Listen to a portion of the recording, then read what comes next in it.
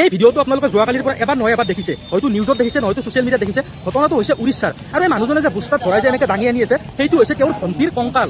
মৰাৰ পিছত যেতিয়া পুতি থৈ দিয়ে ৩-৪ মাহ পিছত এনেকুৱা কংকাল ওলাই যায় না, তো এই মানুহটোৰ ভনীয়েকৰ কংকালটো দাঙি পেলাই ক'ত লৈ গৈ আছে? বেংকত লৈ গৈ আছে।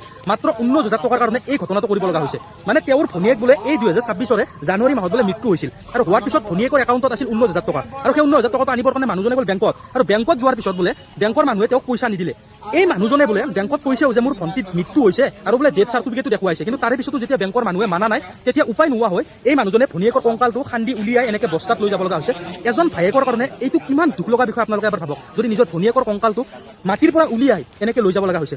চাওক, বেংকৰ কৰ্মচাৰীখিনি আপোনালোকেতো জানে যে কি ধুনীয়া ব্যৱহাৰ। আপোনালোক সকলোৱে জানে, সকলোৰে বেংকত একাউণ্ট আছে। স্পেচিয়েলি চৰকাৰী বেংকৰ যিখিনি কৰ্মচাৰী আছে তেওঁলোকৰ ব্যৱহাৰ ইমানেই প্ৰশংসনীয় যে এবাৰ বেংকত গৈ ছেকেণ্ড টাইম আৰু যাব মন নাযায়।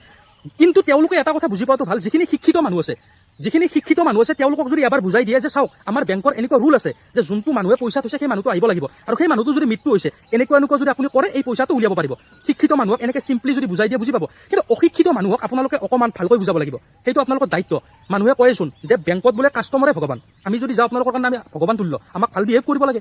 আপোনালোকে যদি অশিক্ষিত মানুহক ভালকৈ বুজাব নোৱাৰে, তেওঁলোকেতো এনেকুৱা কৰিবই। চাওক, আপোনালোকে এটা কথা বুজি পোৱাটো ভাল, বেংক কিয় চলি আছে, বেংকত মানুহ কিয় যায়? মই যদি এটা বেংকত যাম, কিয় যাম? তাতে ডেফিনেটলি মোৰ কষ্টৰ পইচাখিনি আছে, মোৰ পইচা বা মোৰ মাৰ দেউতাৰ। আমি বেংকত কিয় যাওঁ? আমাৰ নিজৰ অধিকাৰৰ কষ্টৰ মাথাৰ ঘাম মাটিত পেলাই কষ্ট কৰা যিটো ইনকাম কৰা ধন, সেই ধনটো আমি বেংকত জমা থওঁ। নিজৰ পইচা হয়তো চেকিং কৰিব বা নহয়তো উলিয়াব, নহয়তো পাছবুক আপ টু ডেট কৰিব। নিজৰ পইচা আছে কাৰণে সেইখন বেংকত গৈছোঁ। আৰু আপোনালোকেও আমাৰ নিচিনা সাধাৰণ মানুহৰে টেক্সৰ পইচাত চেলেৰি পাই আছে, গতিকে আমাক ৰেচপেক্ট কৰাটো আপোনালোকৰ দায়িত্ব। এইটো সকলো বেংকৰ কৰ্মচাৰীয়ে বুজি পোৱাটো ভাল। বেলেগ একো নকওঁ, বেলেগ একোৱে নকওঁ, কাৰণ তেওঁলোকে যিহেতুকে বেংকত চাকৰি কৰি আছে, ডেফিনেটলি বহুত শিক্ষা থকা আৰু তেওঁলোকৰ বহুত আমাতকৈ বহুত নলেজ আছে তেওঁলোকৰ। মই তেওঁলোকক জ্ঞান দিব নাযাওঁ, কিন্তু এইটো বুজি পাব যে আপোনালোকৰ কাৰণে আমিয়ে ভগৱান। আৰু এনেইতো আপোনালোককতো পইচা ধাৰ সুধিবতো যোৱা নাই, আমাৰ বেংকৰ একাউণ্ট আছে কাৰণেহে যাওঁ। আপোনালোকেও কিছুমান বেংকত, সকলোৱে জানে কিছুমান বেংকত ৰুল ব্ৰেক কৰে, আমিতো একো আমাৰ মাত নামাতো এইবিলাকত। মিলামিলিতেতো চলিব লাগিব ন সকলো। মই জানামতেতো বেংকৰ বোলে কোনো লাঞ্চ টাইমে নাথাকে।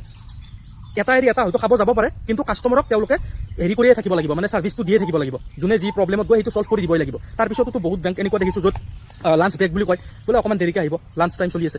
তো আমি যেনেকৈ কম্প্ৰমাইজ কৰিছোঁ আপোনালোকেও অকণমান কৰিব, মিলামিলিৰ মাজত চলিব লাগিব।